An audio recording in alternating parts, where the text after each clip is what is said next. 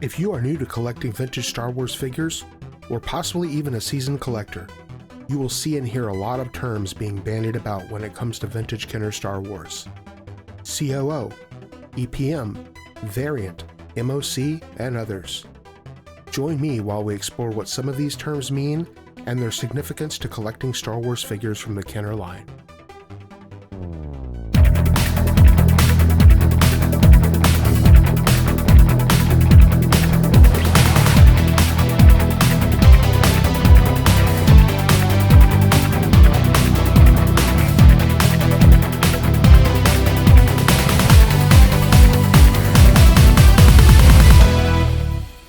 The basic definition of a variant is that it possesses some different feature from another figure of the same character.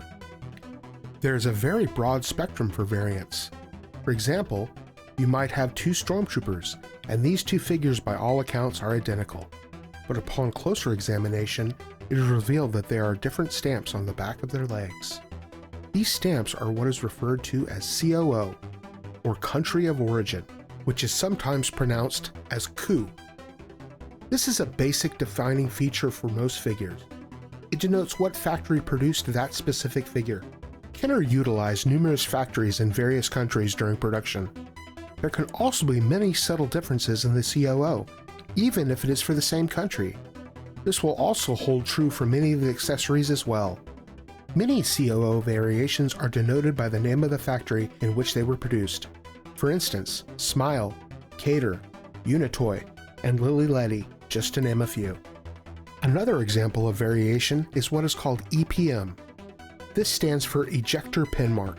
These small indentations were caused by the tiny pins used to push the accessory or figure out of its mold during the injection molding process.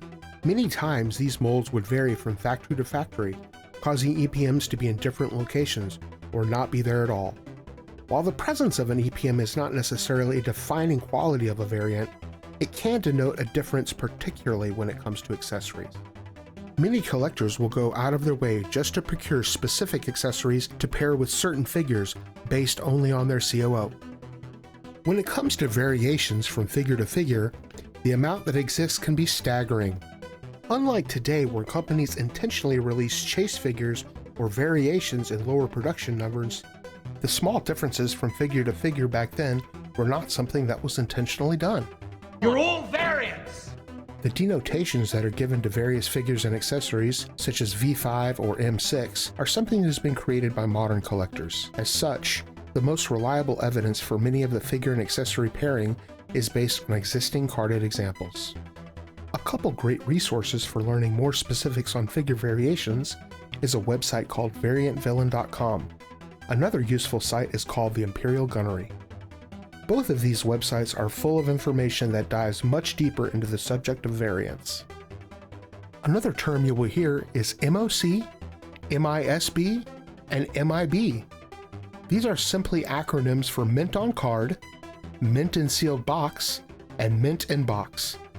If a figure is still on its card back, this would be considered Mint on Card. When it comes to playsets, mini rigs, or vehicles, these would be considered Mint in Sealed Box. Or if the box has been opened, it would be considered Mint in Box. The boxes and card backs that figures came with can also have many variations as well. This can be as simple as one card is Star Wars and the other is Empire Strikes Back, but there can also be many other subtle variations in packaging as well. Most variations from figure to figure are minor and do not hold any additional desirability to collectors. However, there are certain variants that many collectors will specifically search out to add to their collections. One example of this would be the Red Bar R5-D4. While most vintage collectors will have an R5-D4 figure in their collection, the much more rare Red Bar is a highly sought-after figure. In this case, the main variation is a small colored-in red bar on the sticker of the figure. While this is not the sole variation of this figure, it is one of the more notable. Another desirable variation for collectors would be the molded face variant of Jedi Luke Skywalker.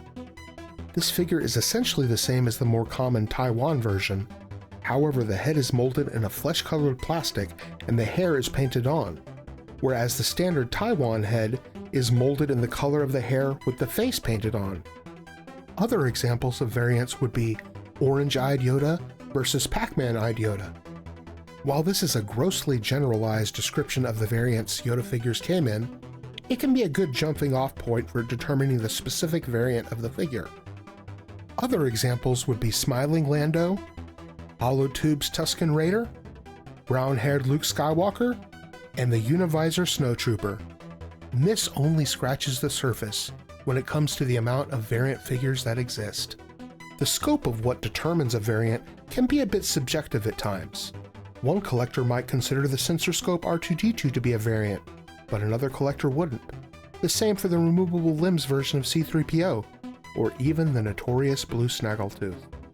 For myself, I consider a variation to be an unintentional difference between figures, such as a difference in molding or paint.